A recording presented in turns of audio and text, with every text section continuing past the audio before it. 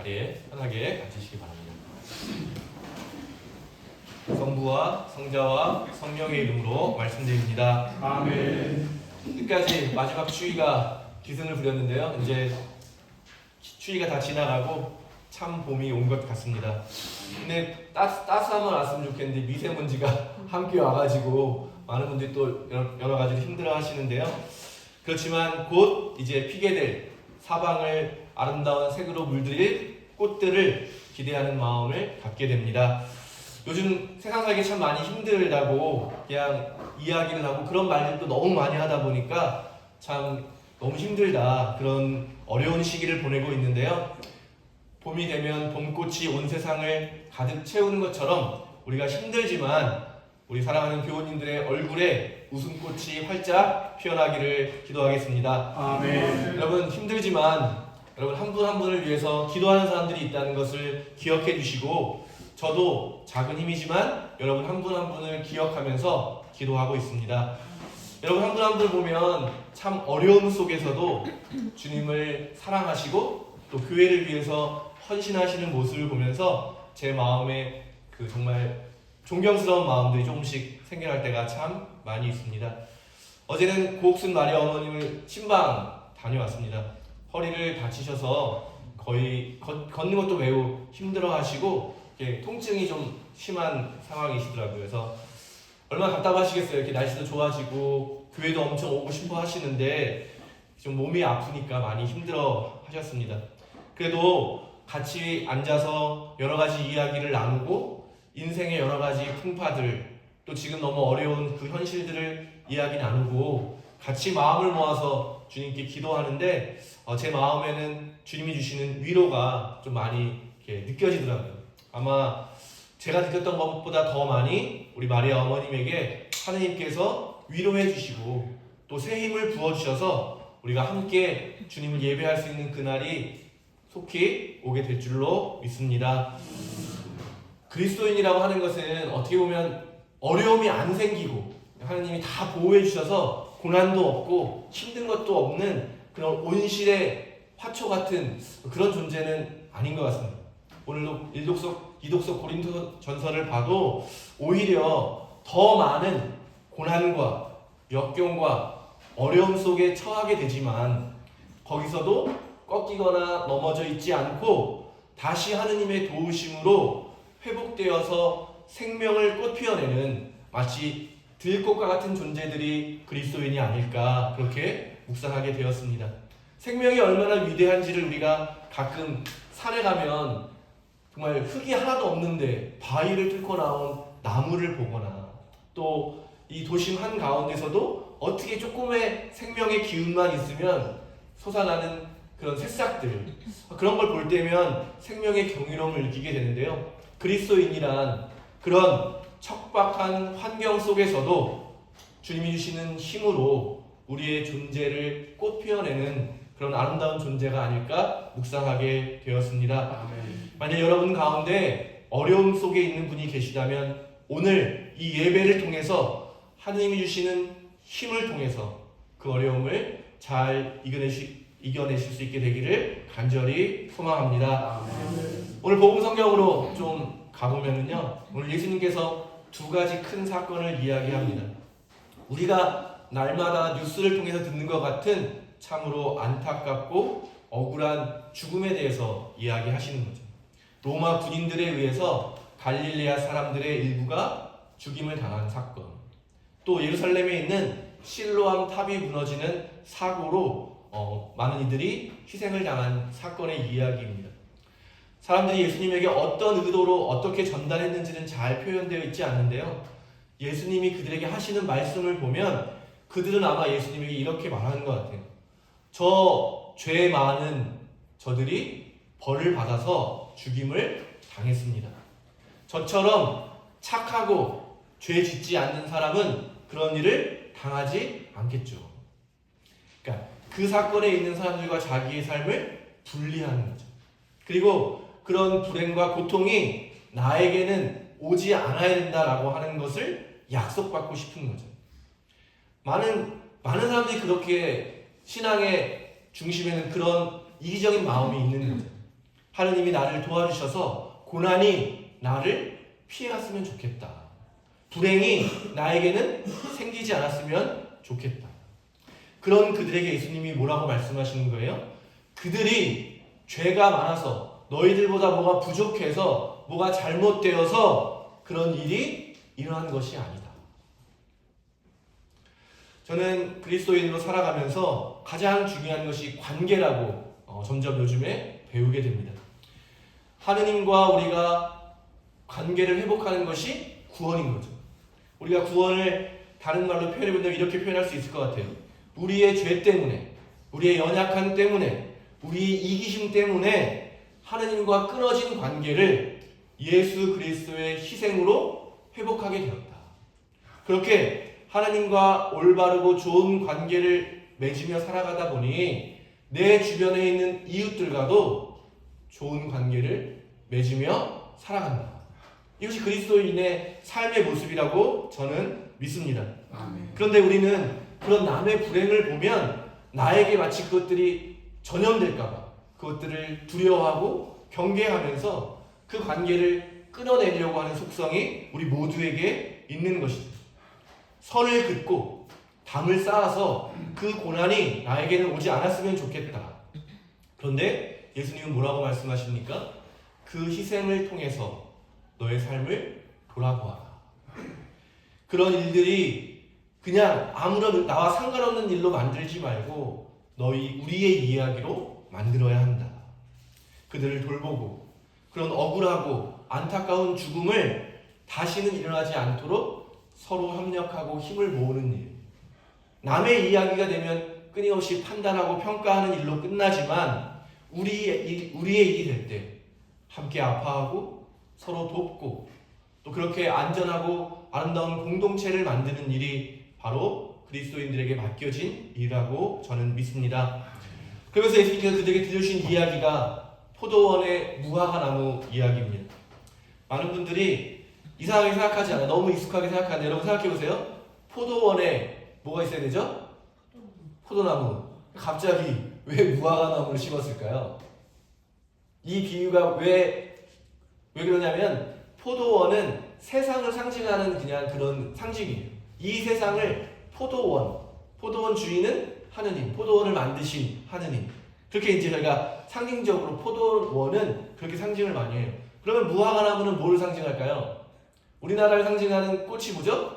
무궁화. 그것처럼 무화과나무는 이스라엘 민족, 하느님의 백성을 상징하는 게 무화과나무예요. 그러니까 세상 가운데 하느님이 특별하게 무화과나무를 선택하신 거죠. 심으신 거죠.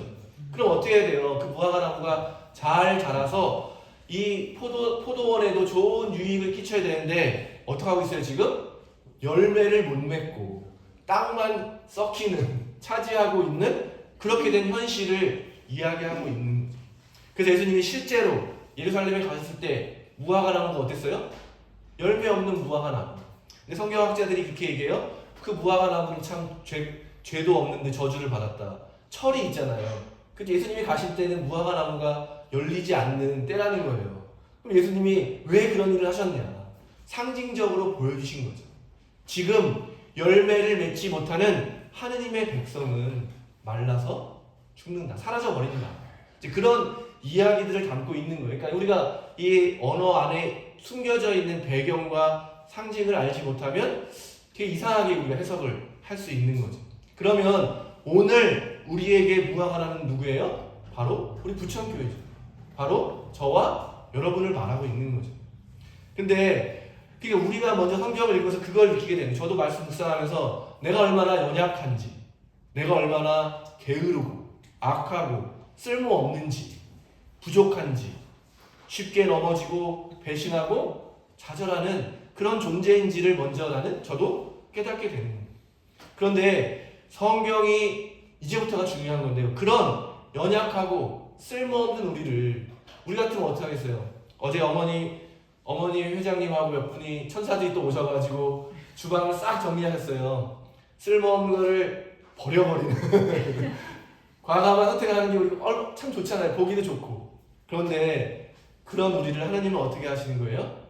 다시 깨끗하게 사용할 수 있게 그렇게 만들어 주신다는 게 성경의 핵심이고 복음의 핵심인 거죠. 아무리 연약해도, 아무리 쓸모없어도, 아무리 죄가 많아도 하느님의 사랑은 그런 존재들을 새롭게 하십니다.